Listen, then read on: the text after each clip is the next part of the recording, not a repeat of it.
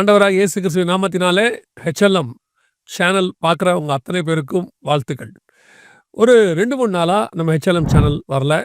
இப்போது ஒரு வாரமாக அது பாதிக்கப்பட்டிருக்கு. நீங்கள் பார்த்துருப்பீங்க. நிறைய பேர் ஃபோன் பண்ணிங்க ஆஃபீஸ்க்கு, சேனல் என்னாச்சு, ஏன் வரல, மெசேஜஸ் வரல அப்படின்லாம் கேட்டிங்க. நாங்கள் ஒரு சின்ன டெக்னிக்கல் ப்ராப்ளம் அதில் இருக்குது. ஸோ அது சில சூழ்நிலைகளால் வர முடியல. திருப்பி கொண்டு வந்துடலான்னு முயற்சி பண்ணிகிட்ருக்கோம். வந்துரும்னு சொல்கிறாங்க. ஆனால் இப்போது அது இன்னும் கொஞ்சம் டிலே ஆகிற மாதிரி இருக்குது. அதனால் இப்போ என்ன பண்ணியிருக்கோன்னா, ஏற்கனவே நம்ம ஹெச்எல்எம் சேனல் பார்க்குறவங்களுக்கு தெரியும். அதில் ஒய்டிவின்னு ஒன்று நம்ம பண்ணிகிட்ருக்கோம். இப்போ அந்த ஒய்டிவியை நம்ம தனியாக பண்ணுறோம். இப்போது ஹெச்எல்எம் சேனல் மாதிரியே யூடியூப்பில் ஒய்டிவி எல்ஹெச்எம் அப்படின்னு ஒரு சேனல் வருது.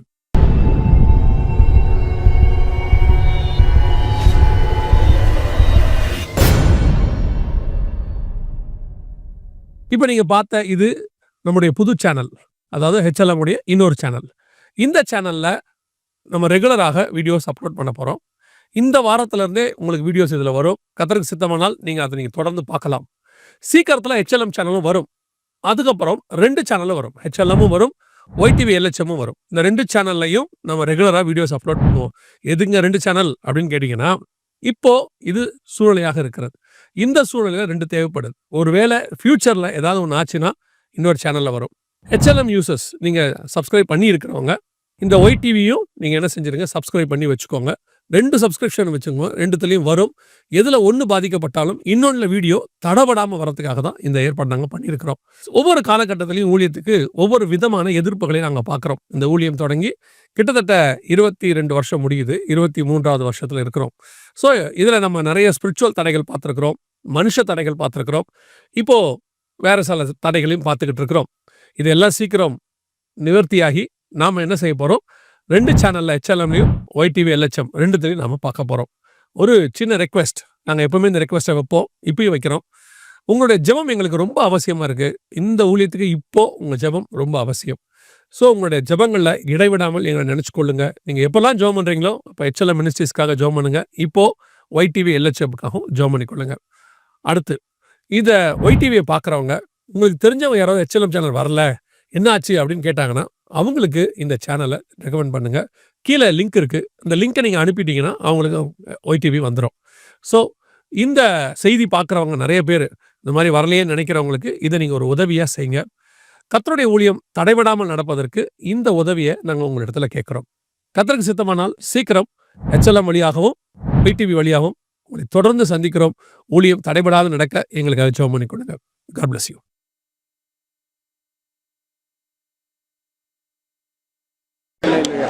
உங்களெல்லாம் சந்திப்பில் ரொம்ப சந்தோஷம்.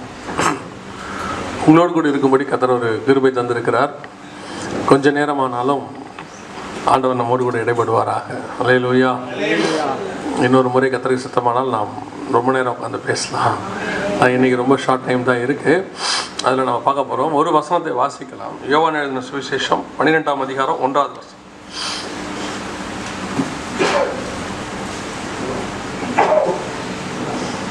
நாளைக்கு முன்னே இயேசு தாம் மரணத்திலிருந்து எழுப்பின லாசரு இருந்த பெத்தானியாவுக்கு வந்தார். தொடர்ந்து வாசிங்க. 3 வசனம் வரைக்கும் வாசிங்க. அங்கே அவர்கள் இராவிருந்து பண்ணினார்கள். மாற்றாள் பணிவிடை செய்தாள். லாசரும் அவருடனே கூட பந்திருந்தவர்களில் ஒருவனாகியிருந்தான்.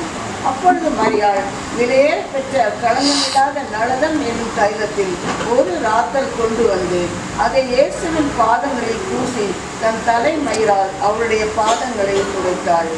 அந்த வீடு முழுவதும் தைலத்தின் பரிமளத்தினால் நிறைந்தது. கண்களை மூடுவோம். நல்ல தகப்பனே, சர்வ வல்லமையுள்ள ஆண்டவரே, இந்த நாளுக்காக உமக்கு நன்றி. கிருபையுள்ள கரத்தில் தாழ்த்துகிறோம். தேவனாகிய கர்த்தர் நாங்கள் கூடி வரும்படி பாராட்டி இருக்கிற தயவுக்காக ஸ்தோத்திரம். எங்கள் மத்தியில் இடைபடுங்கப்பா. நீங்கள் பேசுங்க, நீங்கள் இடைபடுங்க. எங்கள் ஆண்டவர் இயேசு கிறிஸ்துவின் நாமத்தில் பிதாவே. அல்லேலூயா. நான் நேரடியாக அந்த வசனத்துக்குள்ளே போகிறேன். 3வது வசனம். அப்பொழுது மரியாள் விலையேற பெற்ற கலங்கமில்லாத நளதம் என்னும் தைலத்தை ஒரு ராத்தில் கொண்டு வந்து அதை இயேசுவின் பாதங்களில் பூசி தன் தலைமயிரால் அவருடைய பாதங்களை துடைத்தாள். அந்த வீடு முழுவதும் தைலத்தின் பரிமளத்தினால் நிறைந்தது அப்படின்ற இந்த வசனத்தை பார்க்கும்போது, அந்த வீடு முழுவதும் தைலத்தின் பரிமளத்தினால். பரிமளம்னா என்ன தெரியுமா? பொதுவாக பெண்களுக்கு அந்த பேர் தான் வைப்பாங்கல்ல, பரிமளம் அப்படின்னு. பரிமளம்னா வாசனைன்னு அர்த்தம். பரிமளம் என்ன அர்த்தம்? அப்போ அந்த வசனம் சொல்லுது, அந்த வீடு முழுவதும் தைலத்தின் பரிமளத்தினால், அப்படின்னா தைலத்தின் வாசனையினால் நிரம்பி இருந்தது அப்படின்னு இருக்கு. இது படிக்கிறதுக்கு சாதாரணமாக இருக்கும், ஆனால் இதுக்கு பின்னாடி கொஞ்சம் கர்த்தருடையதான சில சத்தியங்கள் இருக்கும். எப்போவுமே வேத வசனத்தை நம்ம மேலோட்டமாக படிக்கிறதுக்காக அது கொடுக்கப்படவே இல்லை. அதை கொஞ்சம் நம்ம என்ன செய்யணும், தியானிக்கணும். இப்போ அந்த வீட்டுக்குள்ளே தைலத்தின் பரிமளம் அப்படின்னு இருக்கு. தைலத்தின் பரிமளம் என்பது ஒரு வீடு ஒரு வாசனையினால் நிரம்பி இருக்கணும். பொதுவாக நமக்கு தெரியும், கர்த்தரை அறிகிற அறிவின் வாசனை அப்படின்லாம் நம்ம சொல்லுவோம். இப்போ நம்ம வீடு ஒரு விதமான வாசனையில் இருக்கணும். பொதுவாக நீங்கள்லாம் பார்த்தீங்கன்னா, திடீர்னு யாராவது வீட்டுக்கு வராங்கன்னா அந்த வீட்டில் நம்ம என்ன பண்ணுவோம், ஒரு ரூம் ஃப்ரெஷ்னர். முந்தியெல்லாம் அது இருக்காது. முந்தியெல்லாம் என்ன பண்ணுவாங்கன்னா, கொஞ்சம் ஊதுபத்தி கொளுத்தி வைப்பாங்க, கொஞ்சம் சாம்பிராணி போடுவாங்க, ஏதாவது ஒன்று போட்டு அந்த வீட்டை என்ன பண்ணுவாங்க, வாசனையாக வைப்பாங்க இல்லையா? அந்த மாதிரி தான் ஒவ்வொரு வீடும் ஒவ்வொரு விதமான வாசனையில் இருக்கும். இப்போ ரூம் ஃப்ரெஷ்னர் ஒன்று வந்துருச்சு, அதுவாக தானாகவே அடிச்சுக்கிட்டே இருக்கும் 1/2 மணி நேரத்துக்கு ஒரு தடவை இல்லையா? ஸோ இது வந்து நம்ம ஒரு வீட்டை வந்து நம்ம வாசனையாக வைக்கிறதுக்காக செய்கிறது. அதோட காரணம் என்ன அப்படின்னு கேட்டால், பொதுவாக நம்ம வீட்டில் இருக்கும்போது அந்த வாசனை போட மாட்டோம். என்றைக்காவது ஒரு நாள் தான் கொஞ்சம் ஏதாவது வேறு ஏதாவது இருந்தால் நம்ம வாசனை போடுவோம். பொதுவாக யாராவது வீட்டுக்கு வராங்கன்னா தான் நம்ம என்ன பண்ணுவோம், கொஞ்சம் இல்லையா? இப்போ நம்ம வீடுகள்லாம் எப்போவுமே அப்படி தான். முந்தியெல்லாம் அப்படி இல்லை. நான் சொல்லுவேன், எப்போது எங்கள் அம்மாக்கள் காலத்துலலாம் பார்த்தீங்கன்னா வீடு எப்போவுமே க்ளீனாக தான் இருக்கும் அது இல்லையா? இப்போ யாராவது வராங்கன்னா தான் வீடு மறுரூம் ஆகும் இல்லை?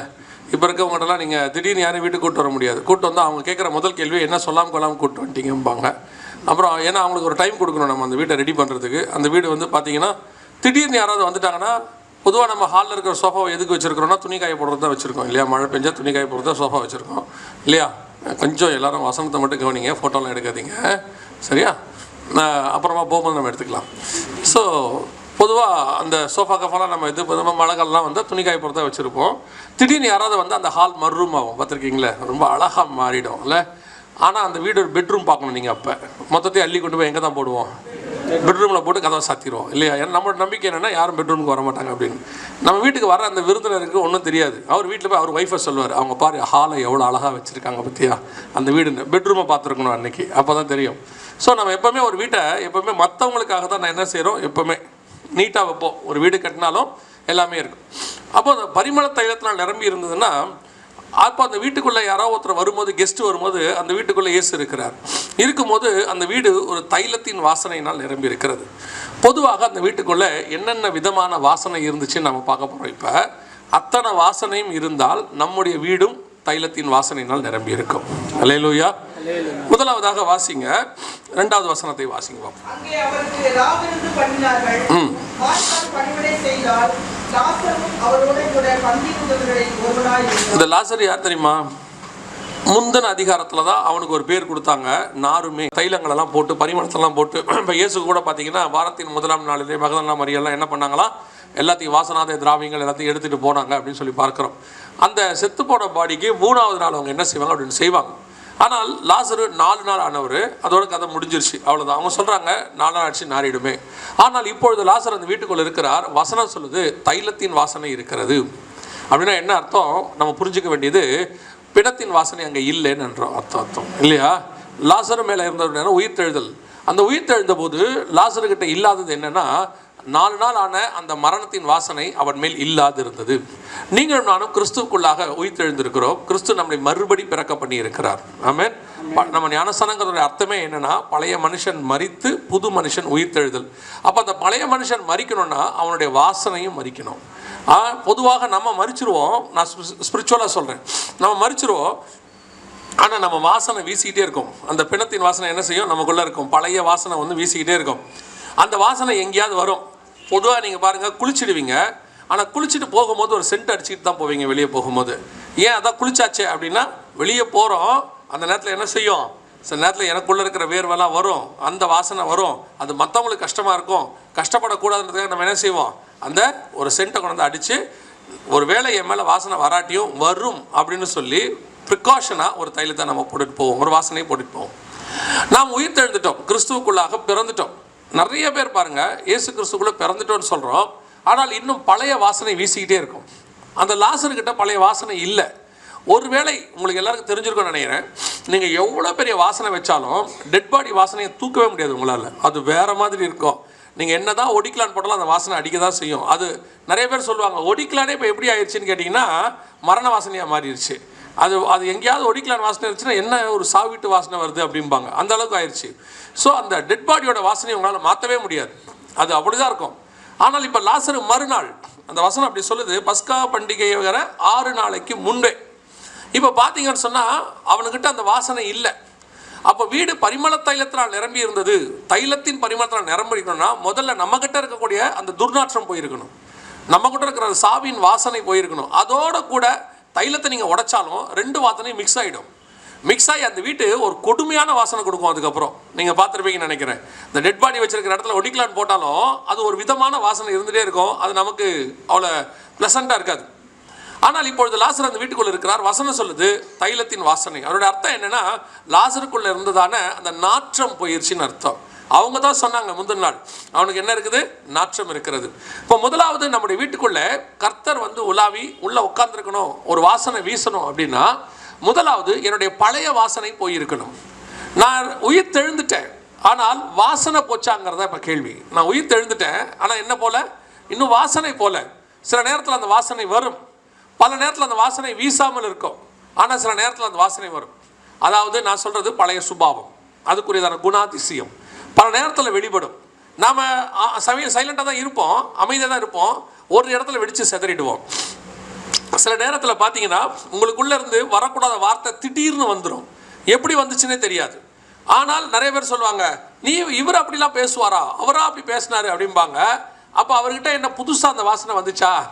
இல்லை, அது இருந்துச்சு, வெளியே வராமல் இருந்துச்சு, அவ்வளோதான். அவர் அதை கண்ட்ரோல் பண்ணி வச்சுட்டே இருந்திருக்கிறாரு. ஒரு இடம் வரும்போது அது வெளிப்படுகிறது. ஆக்சுவலாக கர்த்தர் விரும்புகிறது என்னென்னா, அது இருக்கவே கூடாதுன்னு விரும்புகிறார். மொத்தமாக என்ன செஞ்சிடணும், அந்த வாசனை முழுவதுமாக போய்விட வேண்டும் என்று கர்த்தர் விரும்புகிறார். அப்போது முதலாவது நாருமே கொஞ்சம் உட்காந்து நம்முடைய வாழ்க்கையில் யோசித்து பார்க்கணும், எந்தெந்த இடத்துலலாம் நம்முடைய நாற்றத்தை உண்டாக்குற சுபாவம் நமக்குள்ளே காணப்படுகிறது. கலாத்தியருக்கு எழுதும்போது 5ஆம் அதிகாரம் 19ஆம் வசனத்தில் வாசிக்கும் பொழுது மாம்சத்தின் கிரியைகளாவன அப்படின்னு சொல்லி பவுல் எழுதுறார். கலாத்தியர் யாருன்னு கேட்டிங்கன்னா அவ்வளோ ஒரு வசனத்தில் ஸ்ட்ராங்கான சபை. அவங்களுக்குள்ள இன்னும் என்ன இருக்குதா, மாம்சத்தின் கிரியைகள் இருக்கிறதா, அந்த வாசனை வீசுகிறதா. அப்புறம் அவர் சொல்கிறார், புத்தி இல்லாத கலாத்தியரே அப்படிங்கிறார். இவ்வளோ விஷயத்தை நாங்கள் சொன்னோமே, இவ்வளோ சொல்லி உங்களுக்கு என்ன இல்லை, புத்தி இல்லையே. அப்படின்னா என்ன அர்த்தம், சபைக்கு போகிறதுனால, வசனம் கேட்கறதுனால, அல்லது நீங்கள் வந்து தசமாக காணிக்க கொடுக்கறதுனால மட்டும் உங்களுக்குள்ள இருக்கிற வாசனை போயிடுச்சான்னு தெரியாது. அந்த வாசனை உள்ளுக்குள்ளேருந்து உங்களுக்குள்ளேருந்து போகணும்னா உங்களுக்குள்ள வேறொரு வாசனை வரணும். அந்த வாசனை வந்தால் தான் இந்த வாசனை போகும். முதலாவது வீட்டுக்குள்ள இருக்கக்கூடாத வாசனை. பல நேரத்தில் நம்மகிட்ட நம்ம பாடியிலே எடுத்துக்கிட்டிங்கன்னா துர்நாற்றம்னு சொல்லுவாங்க இல்லையா, அந்த மாதிரி நிறைய துர்நாற்றம் இருக்குது, தலையிலேருந்து கால் வரைக்கும் ஒவ்வொரு விதமான துர்நாற்றம் இருக்குது. இது மாம்சத்துக்குரியது. ஆனால் இது பிரச்சனை இல்லை, இது நம்ம செத்தோம்னா அதுவும் செத்துரும். நம்ம செத்தனா என்ன ஆகும், இந்த துர்நாற்றமும் செத்துரும். ஆனால் உங்களுக்குள்ள வந்து ஒரு வாசனை வருது பார்த்தீங்களா, அது உங்களை சாகடிக்கணும். உள்ள நீங்கள் அந்த சாகடிச்சா தான் நீங்கள் பரலோகத்துக்கே போக முடியும். உள்ள அந்த வாசனை இருக்கிற வரைக்கும் நீங்கள் பரலோகத்துக்கு போகவே முடியாது. நம்ம பல நேரத்தில் இந்த வாசனைக்கு தான் நம்ம ரொம்ப கேர்ஃபுல்லாக இருப்போம். யார் மேலேயும் இந்த நம்ம மற்றவங்க பார்த்து நம்மளை சொல்லிடக்கூடாது. காலைல ஏஞ்சி பல்லு விளக்குறதுலேருந்து வெளியே போகும்போது சென்ட் அடிக்கிற வரைக்கும் அதுக்கு தான் அடிக்கிறோம். நம்ம மற்றவங்களுக்காக தான் அடிக்கிறோம், நமக்காகவே அடிக்கவே இல்லை. ஒரு வேளை இன்றைக்கி யாரும் நம்மளை பார்க்க வரமாட்டாங்கன்னா நம்ம குளிக்கூட மாட்டோம், பார்த்துருக்கீங்களா? அப்படியே உட்காந்து தான் கிடப்போம், காலையிலேருந்து அப்படியே இருப்போம். அடுத்த கேள்வி வேறு ஒரு அறிவுபூர்வமான கேள்வி கேட்போம், யார் வரப்போகிறாங்க, இப்போ எதுக்கு? அப்போ மற்றவங்களுக்காக தான் நான் குளிக்கிறேன், பல்லு விளக்குறேன், எல்லாங்கிறது ஒரு அளவில் நம்ம அப்படி தான் செஞ்சுட்டு இருக்கோம். நல்லா கவனிச்சு பாருங்கள், சர்ச்சுக்கு வரும்போது நம்ம பண்ணுற அலங்காரத்தை நார்மலாக வீட்டில் பண்ணுறோமா? பண்ண மாட்டோம். ஏன் பண்ணுறோம்? சர்ச்சுக்கு போனால் 4 பேர் பார்ப்பாங்க. நீங்கள் ஆண்டவர் பார்க்குறாருன்னு அலங்காரம் பண்ணுறீங்க? கன்ஃபார்மாக கிடையாது. என்னையாவது ஆண்டவர் சொல்லியிருக்கிறாரா, இந்த பச்சை கலர் பார்டர் புடவை நல்லா இருக்குமா, நீ அதை கட்டிட்டு சொன்னாரா? கிடையவே கிடையாது. பக்கத்தில் இருக்கவங்க சொல்லியிருப்பாங்க இந்த பார்டர் நல்லா இருக்குன்ட்டு. அதுக்கப்புறம் அதை மாதத்துக்கு ஒரு தடவை கட்ட ஆரம்பிச்சிருவோம். ஏன்னா நம்ம வந்து எப்போவுமே மற்றவங்களுக்காக வாழ்கிறவங்க, நமக்காக வாழ்கிறதே கிடையாது. அப்போ ஆண்டவர் சொல்கிறார், உனக்குள்ள ஒரு நாற்றம் இருக்குல்ல, அது உனக்கானது, அது வெளியே போகணும். அது இருக்கும் கண்டிப்பாக. இப்போ பேசுறதுனால என்கிட்ட இல்லைன்னு அர்த்தம் கிடையாது, எங்கிட்டையும் இருக்கும். ஏதாவது ஒன்று வெளிப்படும், எங்கேயாவது ஒரு இடத்துல ஒரு கோபம் வரும். நான் தான் சொல்லுவேன், எந்த பரிசுத்தவான் வீட்டுக்கும் போங்க, ரிமோட் உடைஞ்சிருக்கும். ரிமோட் உடையாத பரிசுத்தவான் வீடு இருக்குதா? கன்ஃபார்மாக இருக்கும். எந்த ஒரு பரிசுத்தவான் வீட்டுக்கும் போங்க, பாத்திரம் நெளியாதது ஒன்று இருக்காது. ஏதோ ஒரு பாத்திரம் கொஞ்சம் நெளிஞ்சு தான் இருக்கும் ஒரு பக்கத்தில். நம்ம மேலே தூக்கி அடிக்காட்டியும் அந்த அம்மா நம்மளோட கோபத்தை அந்த பாத்திரத்தில் காட்டித்தான் ஆகும். அந்த அம்மா பாத்திரம் விளக்கும்போது டம்மு டம்முன்னுச்சுன்னா நமக்கு தெரியும் அந்த அம்மா எப்படி இருக்காங்க இல்லையா? பல நேரத்தில் கணவர்கள்லாம் இப்போ வீட்டுக்கு வரும்போது வாசலில் செருப்பை கழிட்டு அப்படியே நிற்கிறாங்க 2 நிமிஷம். உள்ள சவுண்டு எப்படி வருதுன்னு பார்க்குறாங்க. சவுண்டு கொஞ்சம் ஏடகுணமாக இருந்துச்சுன்னா செருப்பு போட்டு அப்படியே போயிடுறான். ஆனால் இப்போ இருக்க கணவர்மார்கள் கொஞ்சம் அறிவுபூர்வமாயிட்டாங்க. ஃபோன் பண்ணி பையன்கிட்ட கேட்குறாங்க, நிலைமை எப்படி இருக்கிறது அப்படின்னு. அவன் சொல்கிறான், பையன் ஒன்றும் கரைக்கவில்லை, அப்படிங்கிறான். வீட்டுக்கே வர மாட்டாங்க. அதுக்கப்புறம் போயிட்டு டீ எல்லாம் குடிச்சிட்டு பொறுமையாக தான் வராங்க. ஸோ நமக்குள்ள இன்னும் நிறைய சுபாவங்கள் இருக்குது. இது கர்த்தர் பிரியமில்லாத சுபாவம். மொத்தம் நமக்குள்ள போகணும். லாசர் வந்து உட்கார்ந்துருக்கும் போது வசனம் சொல்லுது, அவனுக்குள்ள அந்த பிணவாசனை இல்லை, முற்றிலுமாய் போயிருந்தது. டெட் ஸ்மெல் அப்படின்னு சொல்லுவாங்க. அது மொத்தம் போயிடுச்சு. இது அந்த வீட்டுக்குள்ள இருந்த முதலாவது வாசனை. அந்த வாசனை இருக்கக்கூடாத வாசனை அது இல்லை. இப்போ அது இருந்துச்சுன்னா எல்லா வாசனையும் கெடுத்துரும். அந்த வாசனை இல்லை. 2வது வாசிங்க, 3வது வசனம், அதே அதிகாரம் 3வது வசனம் வாசிங்க. அப்பொழுது மரியாள் விலையேற பெற்ற கலக்கமில்லாத நலனம் என்னும் தைலத்தில் ஒரு நாட்கள் கொண்டு வந்து அந்த இயேசுவின் பாதங்களை பூசி தன் தலைமையினால் அவருடைய பாதங்களை துடைத்தாள். அந்த வீடு முழுவதும் தைலத்தின் பரிமளத்தினால் நிறைந்தது. 2வது அந்த வசனத்தை வாசிங்கன்னா 2வது வசனம் சொல்லுது, அப்பொழுது மரியாள் விலையேற பெற்ற கலங்கமில்லாத நலதம் என்னும் தைலம் அப்படின்னு. இந்த மரியாளுங்கிறது அர்த்தம் தெரியுமா உங்களுக்கு? மரியாளுங்கிற வார்த்தைக்கு பைபிளில் வந்து மொத்தம் 9 மரியாள் இருக்கிறாங்க. சரியா? பழைய ஏற்பாட்டில் 2, புதிய ஏற்பாட்டில் 7, மொத்தம் 9 மரியாள் இருக்கிறாங்க.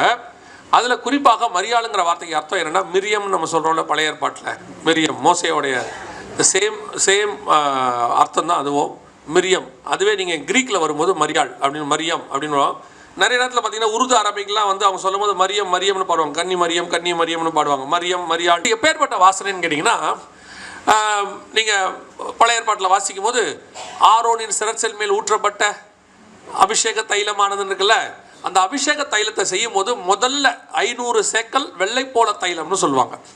அப்புறம் 250 சேக்கல் சுகந்த வாசனைன்னு சொல்லுவாங்க. கந்தர்வ வாசனை, அதை என்னமோ ஒரு வேர்டு சொல்லுவாங்க, சுகந்த தைலங்கள் அப்படின்னு. அப்புறம் லவங்க, பட்டை இதெல்லாம் சேர்ப்பாங்க. இது அத்தனையுமே வாசனை, ஆனால் ஒவ்வொன்றும் ஒவ்வொரு டேஸ்ட்டில் இருக்கும். அத்தனையுமே ஒவ்வொரு வாசனை ஒவ்வொரு டேஸ்ட்டில் இருக்கும். இப்போது எஸ்தர் இருக்காங்க இல்லையா, 2ஆம் அதிகாரம் எஸ்தர் புத்தகத்தில் அந்த வசனம் என்ன சொல்லுன்னா, 12-13 வசனம் நான் நினைக்கிறேன். ஒவ்வொரு பெண்ணும் 12 மாதம் வெள்ளை போல 6 மாதம் வெள்ளை போல தைலத்தினாலும் 6 மாதம் சுகந்த வர்க்கத்தினாலும் இருக்கு. அந்த வசனம் வாசிங்க பார்ப்போம். ஓ, பார்க்காம இருக்குன்ட்டீங்களா? படிச்சிருக்கோம். முதல்ல இப்போ எஸ்தர் எங்கே இருக்குன்னு தெரியல, அதான் தேடிட்டு இருக்காங்க அவங்க. ஆதியாகமத்தை தாண்டி தேடுறாங்க. ஒவ்வொரு பெண்ணும் 6 மாதம் வெள்ளை போல தைலத்தினாலும் 6 மாதம் சுகந்த வர்க்கங்களினாலும் ஸ்திரீகளுக்குரிய மற்ற முறைமையின்படியையும் சுத்திகரிக்கப்பட வேண்டும் இல்லையா? அப்படித்தானே இருக்கு. அப்போ 12 மாசம்னா ஒரு வருஷம். வருஷம் முழுவதும் ஒரு பெண் சுத்திகரிக்கப்படணும். ராஜா கிட்ட போகிறதுக்கு முன்னாடி சுத்திகரிக்கப்படுகிற முதலாவது பொருள் என்னன்னு கேட்டிங்கன்னா வெள்ளை போலம். அதே நேரத்தில் ஆரோனின் சிரசின் மேல் ஊற்றப்பட்ட தைலத்தினுடைய மேஜர் பார்ட் எதுன்னு கேட்டிங்கன்னா வெள்ளை போலம். அந்த வெள்ளை போலங்கிறது ஒரு கசப்பு. இயேசு கிறிஸ்து சிலுவையில் இருக்கும்போது பார்த்தீங்கன்னா காடியை கொடுக்கும்போது வெள்ளை போலம் கலந்து கொடுத்தாங்கன்னு இருக்கும். அதோட அர்த்தம் என்னென்னா, இது நல்ல வாசனை இருக்கும், ஆனால் டேஸ்ட் எப்படி இருக்கும்? கசப்பாக இருக்கும். நல்ல ஆவிக்குரிய வாழ்க்கையில் சாட்சி வீசுகிறாங்கல்ல, அவங்க வாழ்க்கை முழுவதும் ஒரு கடினமான பாதையை தான் கிராஸ் பண்ணி வந்திருப்பாங்க.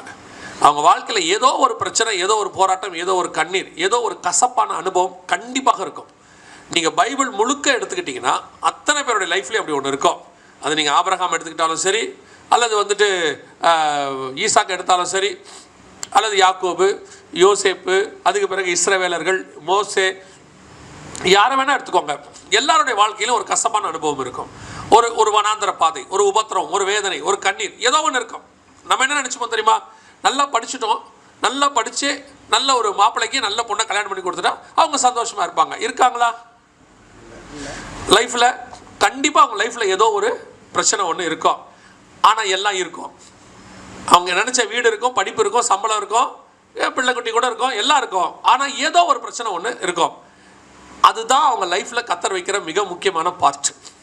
அதை கிராஸ் பண்ணும்போது தான் உங்கள் வாசனையை வீசும்.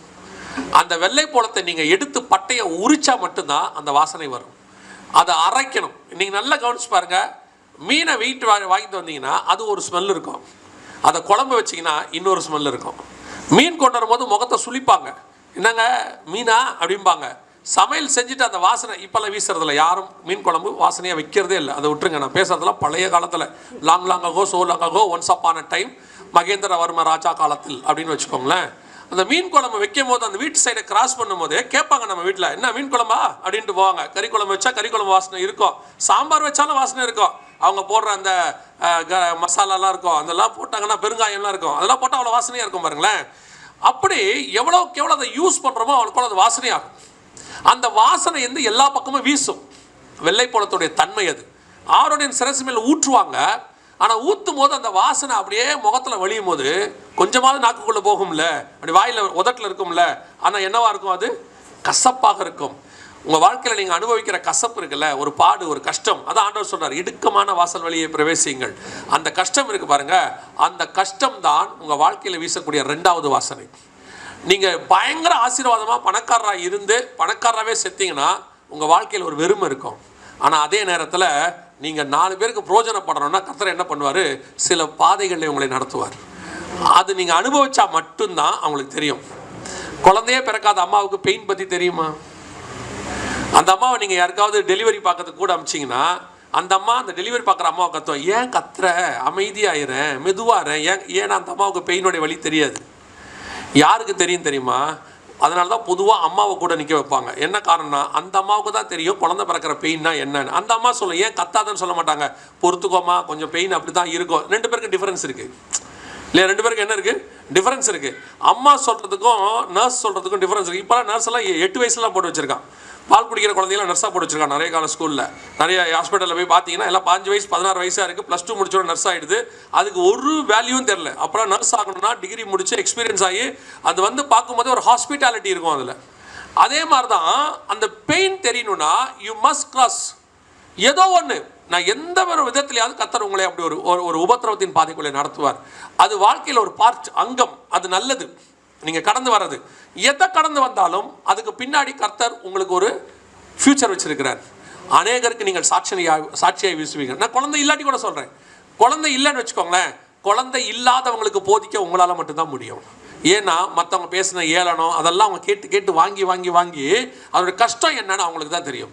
கஷ்டப்படாதவனுக்கு பசினா என்னன்னு தெரியாதவனுக்கு பிரசங்கத்தில் பசியை பற்றி பேச சொன்னால் ஸ்டைலாக பேசுவான், ஏற்ற இறக்கத்தோடு பேசுவான். பசி தெரியுமா அப்படிம்பா. ஆனால் பசி அனுபவிச்சவன் மட்டும்தான் அழுதுகிட்டே பேசுவான். ஏன்னா அவனுக்கு தான் பசினா என்னான்னு தெரியும்.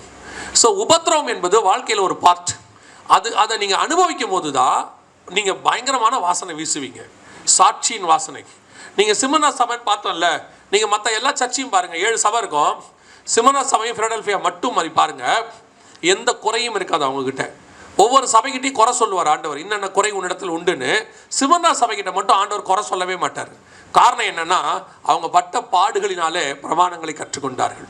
அவங்கள பார்த்து ஆண்டவர் சொல்வார், நீ படப்போற உபத்திரவத்தை குறித்து எள்ளளவும் பயப்படாதே அப்படிம்பார்.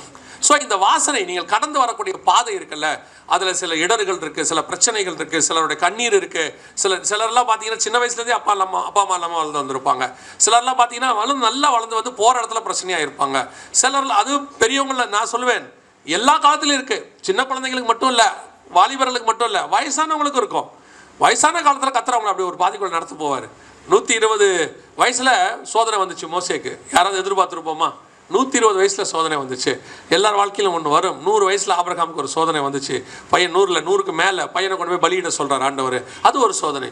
3 நாள் நடந்து போகிறான். 3 நாள் என்ன யோசிச்சுட்டே போயிருப்பான், என்னென்னலாம் யோசிச்சுட்டு போயிருப்பான்ல. அந்த 3 நாள் பையனை கொடுக்க சொல்கிறாங்க. எப்படி கொடுக்க போகிறோம்? ஒரே பையன், எல்லாரையும் அமுச்சு விட்டோம், பையன் இருக்கிறான். இப்போது சாராள் வேறு இப்போ வந்து போனால் என்ன பதில் சொல்லுவாங்க? சாராள்கிட்ட என்ன இப்போ இருக்கிற பெரிய பிரச்சனை சாராளுக்கு பதில் சொல்கிறது தான் இல்லையா? எவ்வளோ பெரிய பிரச்சனை எல்லாத்தையும் அவன் சந்திக்கிறான் 120 வயசில். நான் அதை விட யாக்கோபை தான் சொல்லுவேன். யாக்கோபுடைய சாகர வரைக்கும் யாக்கோபு வாழ்க்கையில் ஒரு பிரச்சனை இருந்துகிட்டே இருக்கும். அவன் வாலிப பிராயத்தில் வீட்டை விட்டு ஓடினதில் ஆரம்பித்து திருப்பி வந்து சாக போகிற வரைக்கும் அவனுக்கு பிரச்சனை இருந்துகிட்டே இருக்கும். அவன் சொல்லுவான், என் நரைமயிரை துக்கத்தோடு கூட பாதாளத்தில் இறங்க பண்ணுகிறீர்கள் அப்படிம்பான். ஆனால் இது எல்லாமே நல்லது, அத்தனையும் சாட்சி. நீங்கள் இப்போ பட்ட பாடு ஒருவேளை உங்கள் காலத்திலேயே உங்களை எடுத்து கர்த்தர் சாட்சியாக நிறுத்துவார். அப்படி இல்லையா வரப்போகிற தலைமுறைக்கு கர்த்தர் உங்களை சாட்சியாக நிறுத்துவார். உங்களை கொண்டு சொன்னிப்பாக சொல்லுவாங்க, அப்படி ஒரு நீதிமான் இருந்தாயா, அந்த மாதிரி ஒரு ஆள் இருக்கணையாம்பா. நல்ல நேரத்தில் பாருங்கள், நீங்கள் ஆஃபீஸில் இருக்கும்போது உங்களுக்கு நிறைய கனம் கிடச்சிருக்காது, மேன்மை கிடச்சிருக்காது. ஆனால் நீங்கள் ஆஃபீஸ் விட்டு வந்த பிறகு அந்த ஆஃபீஸை உங்களை பற்றி பேசிகிட்டு இருக்கோம். அவங்க இடத்த நிரப்ப ஒரு ஆளே இல்லைம்பா, அந்த மாதிரி ஒரு ஆளே இல்லைம்பா. இதுதான் சாட்சி. அந்த சாட்சியை வாங்கிறதுக்கு நம்ம வாழ்நாள் முழுக்க இருக்கணும். சில நேரத்தில் இப்போ நம்ம படுகிற பாடு கொஞ்சம் கஷ்டமாகத்தான் இருக்கும். பின்னாட்களில் அதனுடைய சாட்சியின் வாசனை உங்களுக்கும் உங்கள் சந்ததிக்கும் உங்கள் மூலமாக இன்னொரு சந்ததிக்கும் அது பிரயோஜனமாக இருக்கும். அல்லேலூயா. மூணாவது அதே வசனத்தை வாசிங்க பார்ப்போம். யோவான் 12:3.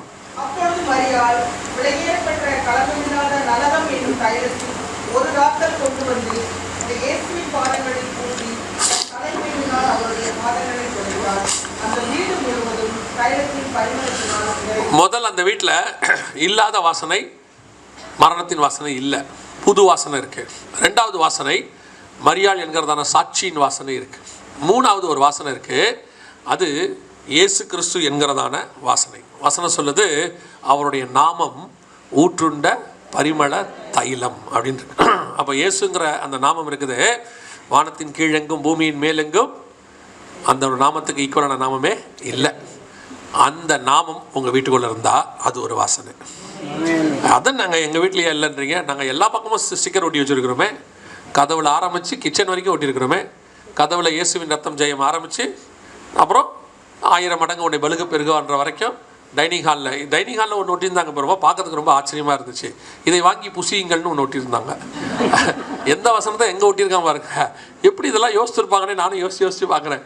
அந்த மாதிரி இயேசுன்ற வாசனை பேர் வந்து நம்ம வீடுகளில் எல்லா இடத்துலையும் இருக்குது. பேர் இருக்குது, வாசனை இருக்கான்னு தான் கேள்வி. பேர் இருக்குது, வாசனை இருக்கா? சில நேரத்தில் நீங்கள் மல்லிகைப்பூன்னு எழுதிட்டா எழுதுனதில் என்ன வராது? வாசனை வராது தானே. சும்மா நீங்கள் பாருங்கள், எங்கள் வீட்டு சிலர்லாம் பார்த்தீங்கன்னா பெந்தவஸ்திக்காரங்களாம் இருக்காங்க. நாங்களும் அந்த டீமை சார்ந்தவங்க தான். ஆனால் பார்த்தீங்கன்னா அவங்க யாருமே பூ வைக்க மாட்டாங்க. பார்த்துருக்கீங்களா? யாருமே பூ வைக்க மாட்டாங்க. அந்த பூ வச்சா பாவம் அவங்களுக்கு. ஆனால் காகித பூ வச்சா பரிசுத்தம். அவங்க தலையில் மட்டும்தான் என்ன வைக்க மாட்டாங்க? பூ வைக்க மாட்டாங்க. எல்லா இடத்துலையும் பூவில் அலங்காரம் பண்ணியிருப்பாங்க. நான் என்ன கேட்குறேன், அதுக்கு சொந்தத்துலேயே அலங்காரம் பண்ணிடலாமே. இப்போ அவங்களுக்கு பிரச்சனையே வாசனையான்னு எனக்கு தோணுது. அவங்கள பொறுத்த வரைக்கும் அந்த வாசனை வந்து அவங்களுக்கு என்ன செய்யுதான்? டெம்ப்ட் பண்ணுதுங்கிறாங்க. அப்புறம் ஏன் ஆண்டவர் வாசனை வைக்கணும் பூவில்? இல்லையா? அப்போ வாசனை என்பது கர்த்தர் விரும்புகிறது. அப்போ இயேசு கிறிஸ்துவின் நாமத்துக்கு ஒரு வாசனை உண்டு. இயேசு உங்கள் வீட்டில் இருந்தால் அவர் மேல் இருக்கிற வாசனை உங்கள் மேல் வீசும், உங்கள் வீட்டின் மேல் வீசும். இப்போ நம்ம எஸ்தரை நம்ம என்ன பண்ணோம்னு கேட்டிங்கன்னா, தைலத்தில் எல்லாம் பண்ணாங்கன்னு பார்த்தோம்ல. எதுக்காக அப்படி அலங்காரம் பண்ணாங்க? ராஜாவுக்கு பிடிக்கிறதுக்கு. ஆனால் சங்கீதம் சொல்லும் ராஜாவே வெள்ளை போலத்தினால் தன்னை அபிஷேகம் பண்ணி இருந்தார்னு இருக்கும். ராஜாவே தன்னை. அப்போ ராஜாவுக்கு பிடிச்ச வாசனை என்ன வாசனை? வெள்ளை போல வாசனை. அந்த வாசனை யார் மேலே போடுறாங்க? அப்போனா என்ன அர்த்தம்? ராஜா கிட்ட ஒரு வாசனை இருக்கு. அந்த மாதிரி நான் மாறணுன்றதான் என் ஆசை. ராஜாவுக்கு பிடிச்ச மாதிரி மாறணும். ஆனால் ராஜாவுடைய வாசனை என்னன்னு எனக்கு தெரியணுமே. அதனால தான் எஸ்தரை கொண்டு போய் என்ன பண்ணுவாங்க? ஏகான்னு ஒருத்தங்க கையில் ஒப்படைப்பாங்க. ஏகா என்ன பண்ணுவார்? 7 பேர்கிட்ட ஒப்படைப்பார்.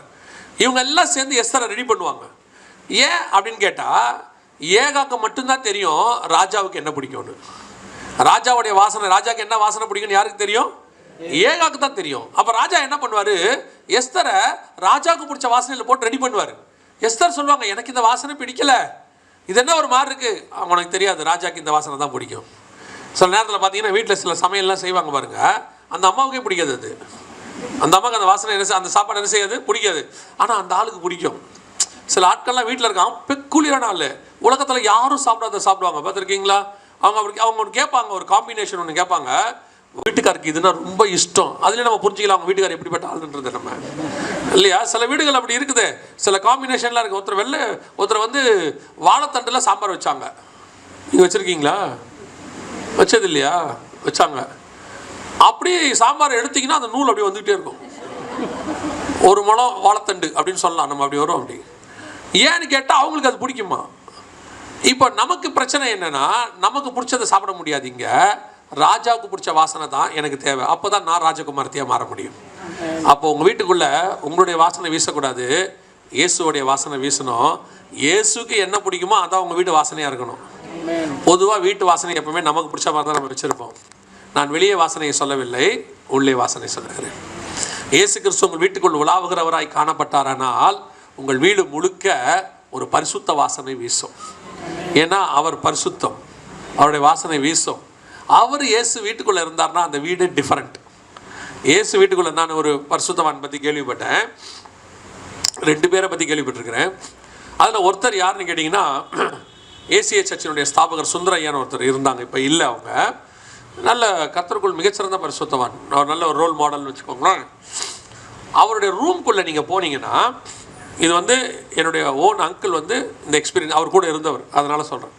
அவருடைய ரூம்குள்ளே போனீங்கன்னா உங்களை அறியாமலேயே ஒரு ஸ்பிரிச்சுவல் காரியம் அடிக்கும். உள்ளே போன உடனே, அந்த ரூம்குள்ளே நுழைஞ்ச உடனே உங்களை அறியாமலே நீங்கள் ஆவியில் நிறைவீங்க, இல்லை ஒரு விதமான ஒரு ஒரு ஒரு ஸ்பிரிச்சுவல் பயம் ஒன்று வரும், ஒரு விதமாக உங்களுக்குள்ள மாற்றம் ஒன்று வரும்.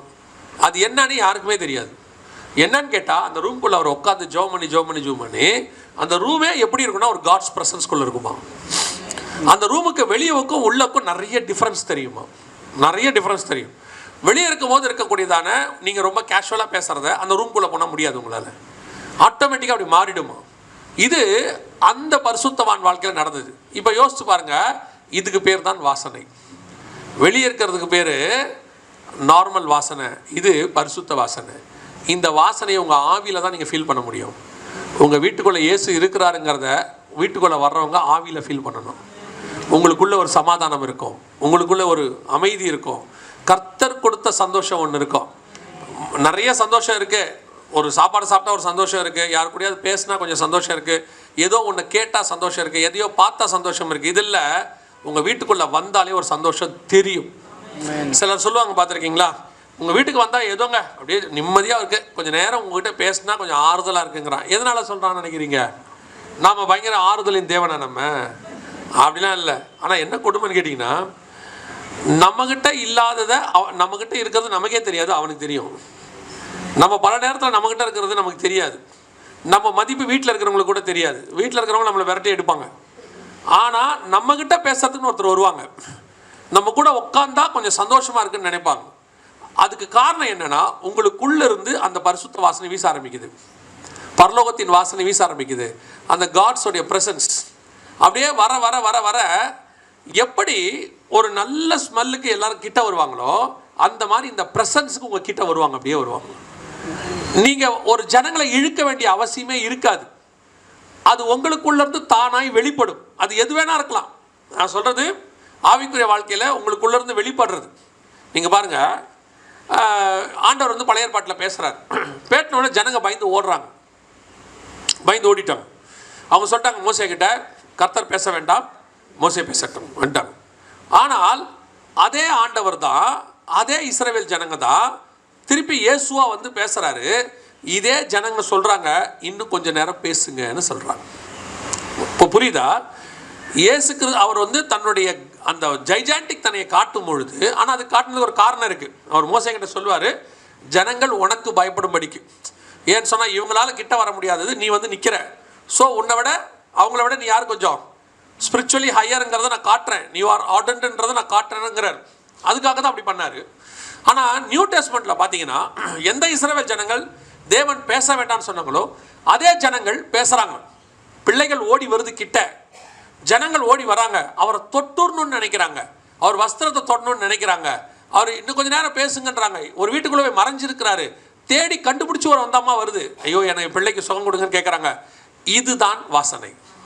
உங்களை அப்படியே இழுத்துக்கிட்டு வரும், எங்கே இருந்தாலும் வரும். நீங்கள் அதுக்கு ஒரு பெரிய ஆளாக இருக்கணும்னு அவசியமே இல்லை, போஸ்டிங்கில் இருக்கணும்னு அவசியமே இல்லை. ஜனங்கள் உங்ககிட்ட தேடி வருவார்கள். அவங்க உங்ககிட்ட இருக்கக்கூடிய வார்த்தைகளுக்கு வருவாங்க, உங்ககிட்ட இருக்கக்கூடிய சமாதானத்துக்கு வருவாங்க. சிலர்லாம் பார்த்தீங்கன்னா ஒன்றுமே செய்ய மாட்டான், வந்து கூட உட்காந்துருப்பான். என்னங்க வந்தீங்க? சும்மா தான். என்ன விஷயம்? ஒன்றும் இல்லைம்பா. என்னன்னா, இங்கே உட்காந்துட்டு போனால் கொஞ்சம் நிம்மதியாக இருக்கும்பா. பல நேரத்தில் சர்ச்சில் அந்த வார்த்தையை சொல்லுவாங்க தெரியுமா, சர்ச்சில் வந்து கொஞ்சம் நேரம் உட்காந்தாலே எனக்கு எப்படி இருக்குது, நிம்மதியாக இருக்குது. அந்த மாதிரி உங்ககிட்ட வருவாங்க, உங்கள் வீட்டுக்கு வருவாங்க. அவன் உங்ககிட்ட தேவைக்காகவே வர மாட்டான், அவன் தேவையெல்லாம் ஸ்பிரிச்சுவலாக இருக்கும். இதுதான் அந்த வீட்டில் இருந்ததான மூணாவது மிக முக்கியமான வாசனை, இயேசு என்கிற வாசனை. நம்ம வீட்டுக்குள்ளே யார் இருக்கணும்? இயேசு உலாவுகிறவராக இருக்கணும். பாருங்கள், தோட்டத்தில் இயேசு இருக்கிற வரைக்கும் தோட்டத்துக்கு மரியாதை இருந்துச்சு. எப்போ ஆதாமை வெளியே அமிச்சு ஆண்டவர் வெளியே போயிட்டாரோ தோட்டத்தை மூடிட்டார், வேலை முடிஞ்சு. திருப்பி வெளிப்படுத்த விஷயத்தை சொல்கிறாரு, ஜெயம் கொள்ளுகிறவன் எவனோ அவனுக்கு பரதீசின் மத்தியில் இருக்கிற. இப்போ தோட்டத்துக்குள்ளே ஆண்டவர் வந்துட்டார். இப்போ தோட்டத்துக்குள்ளே ஆண்டவர் வந்துட்டாருன்னா திருப்பி பழைய சுபாவம் தோட்டத்துக்கு வந்துருச்சுன்னு அர்த்தம். உங்களையும் என்னையும் வீடுகளில் கர்த்தர் அப்படி தான் வச்சுருக்கிறார். நம்ம ஒவ்வொருத்தருடைய வீடும் கர்த்தர் உலாவுகிற ஸ்தலமாக, கர்த்தருடைய ஆண்டவருடைய அபிஷேகம் நிறைந்த ஒரு ஸ்தலமாக காணப்படணும். பல நேரங்களில் நம்ம வீடுகளில் இயேசு இல்லை, பேர் தான் இருக்குது. ஒரு நல்லா புரிஞ்சுக்கோங்களேன், பாளையத்துக்குள்ளேருந்து கூடாரத்தை எடுத்து மோசே வெளியே போட்டார். ஏன் போட்டிங்கன்னு கேட்டதுக்கு அவர் சொல்கிறாரு, உள்ளுக்குள்ளே கர்த்தருக்கு பிரியமில்லாத காரியம் நடக்குது. அப்புறம் ஆண்டவர் என்ன பண்ணுவார், கோவப்பட்டு அடிப்பார். சரி, நீங்கள் அடி வாங்கக்கூடாதுன்னு நான் என்ன பண்ணிட்டேன், கூடாரத்துக்கு வெளியே போட்டேன். சரி, இப்போ ஆண்டவர் கிருபை உள்ளவராக இருக்கிறாரு. நம்ம வீட்டுக்குள்ளே எத்தனை காரியம் கர்த்தருக்கு பிரியமில்லாத நடக்குது, எவ்வளோ காரியம் நடக்குது. இப்போ கர்த்தரை அடிக்கிறது இல்லை, ஆனால் வெளியே போயிட்டார். ரொம்ப ஆச்சரியமாக பார்த்த அந்த வசனம் என்னென்னா, நீங்கள்லாம் வாக்குத்தத்த வசனமாக அதை வீட்டில் வச்சுருக்கீங்க, சிலர்லாம் மாட்டியும் இருக்கீங்க. ஆக்சுவலாக அது தப்பான ஒரு வசனம். வசனம் தப்பு இல்லை, உங்கள் தாட்டு தப்புன்னு சொல்ல வரேன். வெளிப்படுத்தல் 3:20 சொல்லுவார்ல, இதோ நான் வாசப்படியில் நின்று கதவை. ஏன் வெளியே நிற்கிறாரு? கதவு பூட்டியிருக்குன்னு அர்த்தம். நம்ம அதெல்லாம் வாக்குத்தத்தமாக மாட்டி ஒரு லைட்டோட ஆண்டவரோட வாசல் நிற்கிற மாதிரி ஃபோட்டோ போட்டு இதோ வாசப்படியில் நின்று, உங்கள் வீட்டில் ஆண்டவர் வெளியே நிற்கிறாருன்னு அர்த்தம். உள்ளுக்குள்ள ஆண்டவர் இல்லைன்னு அர்த்தம். நிறைய பேர் வீட்டுக்குள்ள ஆண்டவர் இல்லை, ஆண்டவருடைய பேர் மட்டும்தான் இருக்குது, ஆண்டவர் இல்லை. ஆண்டவர் இல்லாத வீட்டில் வாசனையும் இல்லை. வாசனை இல்லாத வீட்டில் பரிமள தைலத்தினுடைய வாசனை நிரம்பாதுன்னு அர்த்தம். ஃபுல்ஃபில்மெண்ட் இருக்காது. நிறைய பேர் இயேசு கொடுத்த ஆசீர்வாதத்தை வச்சுருக்கிறாங்க. இப்போ இயேசு இருக்கிறாருங்கிறத எதை வச்சு அவங்களாம் முடிவு எடுத்துக்கிறாங்கன்னா, ஆசீர்வாதம் இருக்கிறதுனால என்ன இருக்குது, இயேசு இருக்கிறாரு. ஸ்டாலின் வந்து இப்போ 3000 ரூபா கொடுத்துருக்காரு எல்லாருக்கும். இல்லை, 3000 ரூபா கொடுத்ததுனால ஸ்டாலின் வீட்டில் இருக்காருன்னு அர்த்தமா?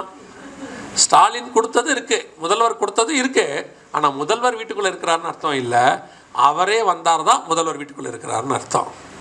ஒருவேளை அவர் 3000 ரூபா கொடுக்கல, ஆனால் வீட்டுக்குள்ளே இருந்தாலே அது ஆசீர்வாதம் தானே. முதல்வர் வீட்டில் இருக்காருன்றது எவ்வளோ பெரிய ஒரு விஷயம். நீங்கள் எவ்வளோ பெருமையாக சொல்லுவீங்க எல்லாத்தையும், எங்கள் வீட்டுக்கு முதல்வர் வந்தார்னு. அதே மாதிரி தான் இயேசு கொடுக்குற ஆசீர்வாதத்தை விட இயேசு வீட்டுக்குள்ளே இருப்பது ரொம்ப முக்கியமாக இருக்கிறது. பிதாவாகிய தேவன் பழைய ஏற்பாட்டில் நியாயப்பிரமாணத்தை கொடுத்தாரு, எல்லாம் கொடுத்தாரு. ஆனால் உங்களுக்கும் எனக்கும் எல்லாத்தையும் தாண்டி தம்முடைய ஒரே பேரான குமாரனை தந்தருளி. இருக்கிறதுலே பெஸ்ட்டு இயேசு தான். அவர் உங்கள் வீட்டுக்குள்ளே இருந்தால் அது ஒரு வாசனை இருக்குது. கடைசி அந்த வசனத்தை வாசிங்க, நான் முடிக்க விரும்புகிறேன். வாசிங்க.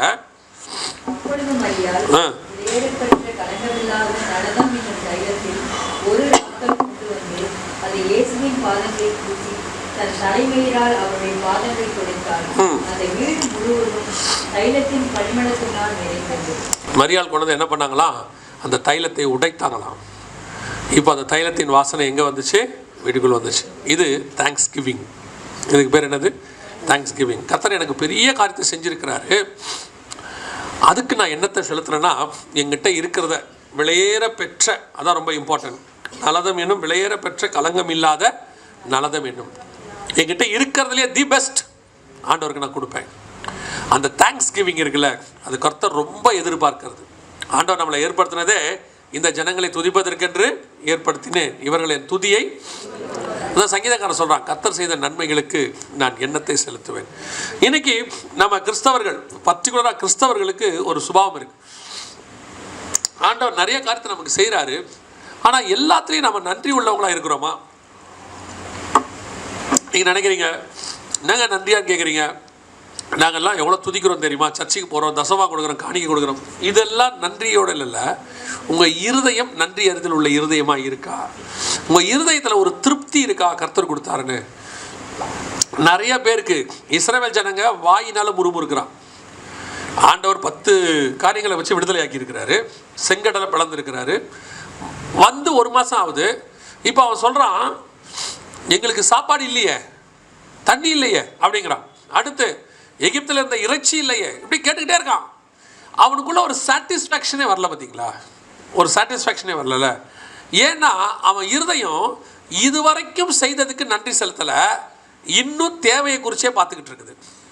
ஆனால் தாவீதுகிட்ட இருந்த பெரிய ப்ளஸ்ஸு, ஆண்டவர் கூப்பிட்டு சொல்லுவார் தீர்க்கதரிசியை வச்சு, உனக்கு நான் வந்து உனக்கு ஒரு வீட்டை கட்டுவேன் அப்படிலாம் சொன்ன உடனே தாவீது சொல்கிற வார்த்தை என்னவா இருக்குன்னா, தேவரீர் இதுவரை செய்ததுக்கு நான் ஏமாத்திரம், இதுவரைக்கும் நீங்கள் எனக்கு செஞ்சதுக்கு நான் ஏமாத்திரம், இன்னும் நெடுநாள் கழித்து நடக்கக்கூடிய காரியத்தை மனுஷ முறைமையாக எனக்கு அறிவித்தீரே.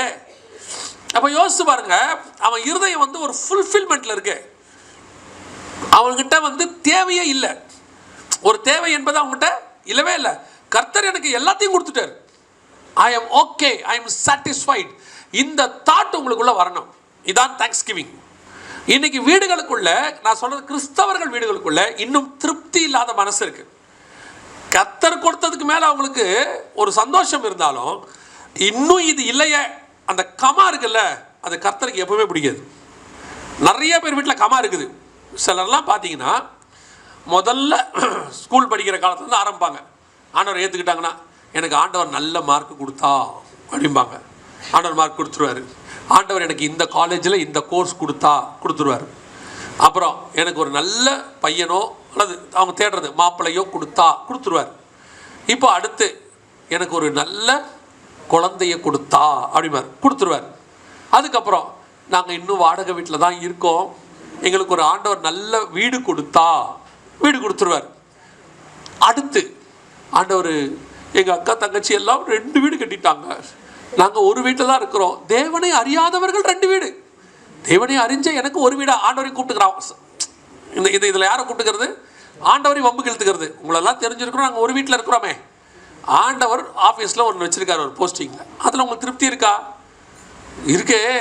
ஆனால் என்னோட படிக்காதவெல்லாம் மேலே உட்காந்துருக்கா, இருந்துட்டு போட்டோம். இப்போ என்ன? இப்போ நமக்கு இருக்கிறதுல நமக்கு என்ன இல்லை? திருப்தி இல்லை. ரிட்டையர் ஆக போகிறோம், திருப்தி வருமா? அடுத்து இல்லை, இன்னும் எனக்கு அந்த பிஎஃப் பணத்துலலாம் பாதி வர வேண்டியிருக்குன்னு வரவே இல்லை, அது கொடுத்தா கத்தருக்கு சோத்திரம் அப்படின்ட்டு இருப்பான். சரி, இதோட முடிவுதான்னு கேட்டிங்கன்னா அடுத்து அடுத்த சைக்கிள் ஆரம்பிச்சிருவாங்க. என் பொண்ணுக்கு ஒரு நல்ல மாப்பிள்ளை கிடைச்சா, இவங்களோட சைக்கிள் அங்கே ஆரம்பிச்சிருவாங்க. அப்புறம் பொண்ணுக்கு ஒரு நல்ல குழந்தை கிடைச்சா, சாவர வரைக்கும் இன்னும் அவங்க கமாலே தான் இருப்பாங்களே ஒழிய அவங்களால ஒரு போதுங்கிற மனநிலை வரவே வராது. அந்த போதுங்கிற மனநிலை வராத வரைக்கும் கர்த்தர் கொடுக்குறாரு. கர்த்தர் அவரை நோக்கி பார்க்கறவங்கள கர்த்தர் வெட்கப்படுத்ததே கிடையாது, கொடுத்துட்றாரு, அதெல்லாம் இல்லை. ஆனால் கர்த்தருக்கு நம்ம மேலே பிரியம் இருக்காது. 1 கொரிந்தியர் 10 சொல்கிறாரு, அவர் அநேகரிடத்தில் பிரியமாக இருந்ததில்லைன்னு இருக்குது. யாரை தெரியுமா? அவர் விடுதலையாக்கின கூட்டம், அவர் தான் ரத்தம் சிந்தினார், ஆட்டுக்குட்டியின் ரத்தம் சிந்தப்பட்டது, அவர் தான் செங்கடலை பிளந்தார், எல்லாம் பண்ணார். அவங்களுக்காக இவ்வளோ காரியங்களை செஞ்ச ஆண்டவர் அவங்கள பற்றி சொல்லும் போது, ஆனாலும் அவர் அநேகரிடத்தில் பிரியமாக இருக்கவில்லைன்னு இருக்கும். 3வது வசனத்துலையோ 5வது வசனத்துலையோ ஆண்டவர் 1 கொரிந்தியர் 10 சொல்லுவார். முடிஞ்சா வாசிங்க பார்ப்போம்.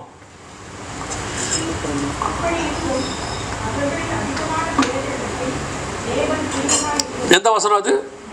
5வது வசனம். அப்படி இருந்தும் அநேகர் இடத்தில் அவர் என்னவா இல்லை?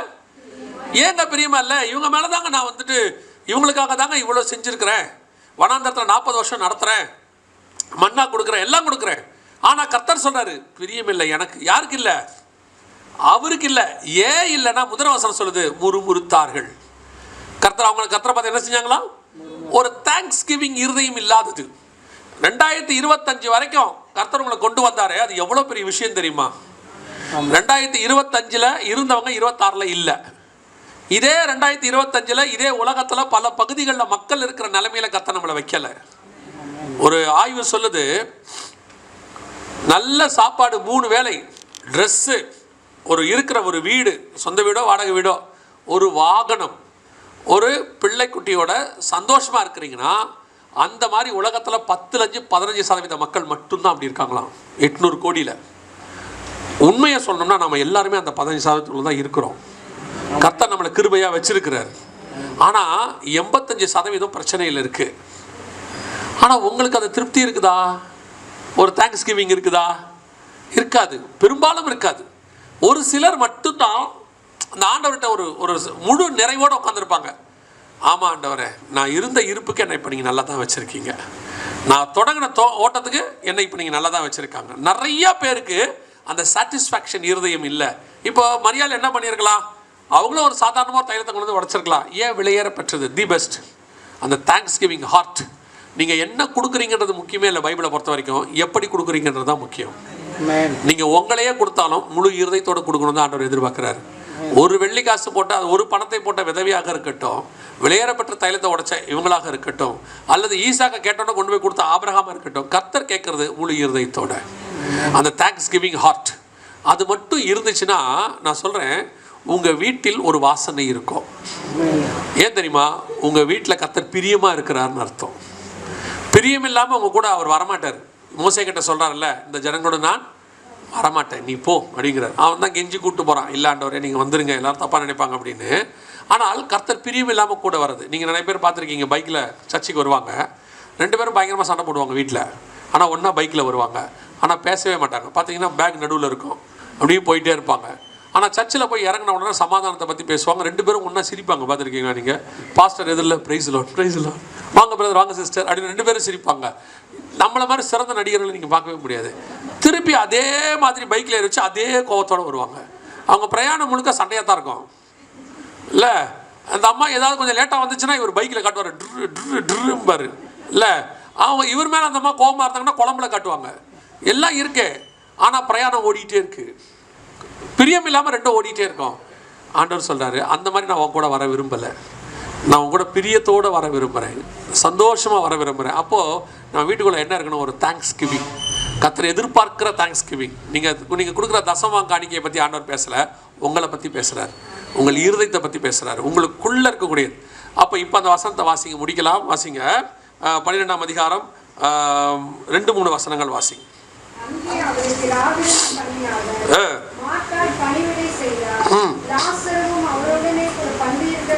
அந்த வீட்டில் முதலாவது மரண வாசனை போயிடுச்சு. அடுத்து மரியாள் என்ற சாட்சியின் வாசனை, விலையேற பெற்ற வாசனை அந்த வீட்டுக்குள்ள இருந்தது. அது தேங்க்ஸ் கிவிங். நலதம் இல்லாத தைலம் என்பது ஒரு தேங்க்ஸ் கிவிங். அடுத்து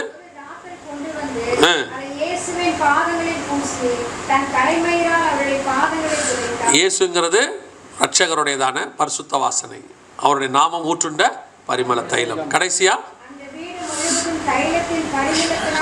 அப்ப அந்த வீட்டுக்குள்ள ஒரு வாசனை இருக்கணும். வீடு நிறைந்திருந்தது அப்படின்னா 4 வாசனை இருக்கணும் வீட்டுக்குள்ள. ஒன்று, பிண வாசனை இருக்கக்கூடாது, பழைய வாசனை அதாவது செத்த கிரியைகளுடைய வாசனை இருக்கக்கூடாது. 2வது மரியாள் என்கிறதான சாட்சியின் வாசனை இருக்கணும்.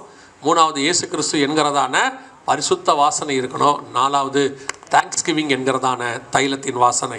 இந்த 4 வாசனையும் உங்கள் வீட்டுக்குள்ளே இருந்துச்சுன்னா அந்த வீட்டை பார்த்து தான் கர்த்தர் சொல்லுவார், இந்த வீடு தைலத்தின் வாசனையினால் நிரம்பி இருக்கிறது. அல்லேலூயா. நாம் ஜெபிக்க போகிறோம். ஜெபம் பண்ணலாமா? உங்கள் வீடுகளில் அப்படிப்பட்டதான வாசனை வரும்படிக்கு நாம் ஜெபம் பண்ண போகிறோம்.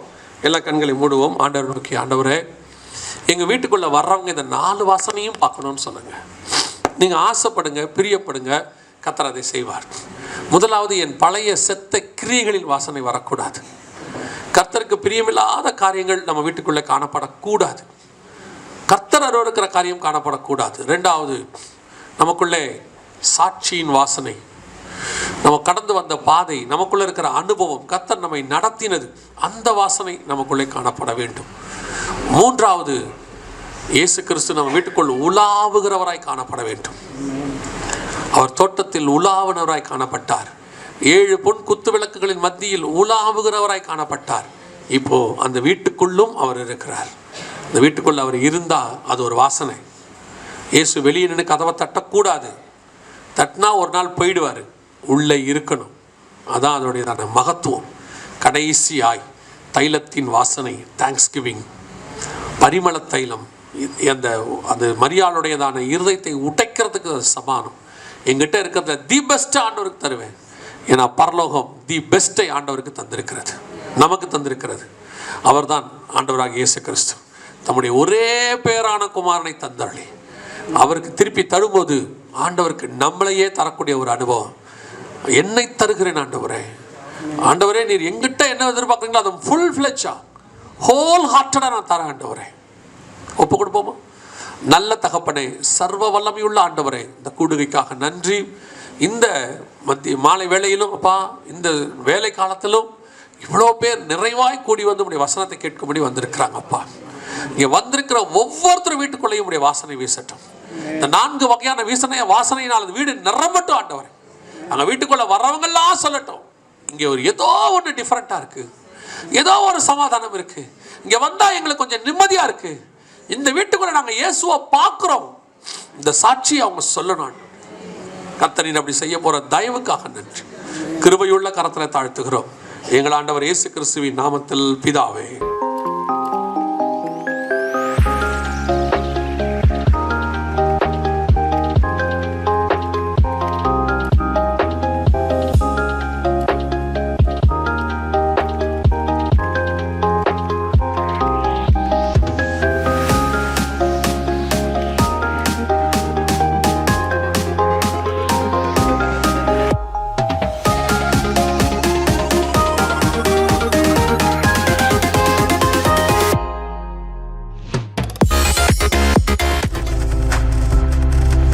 நீங்கள் பார்த்து கொண்டிருப்பது உங்கள் ஜாய் டிவி. உங்கள் துக்கம் சந்தோஷமாய் மாறும்.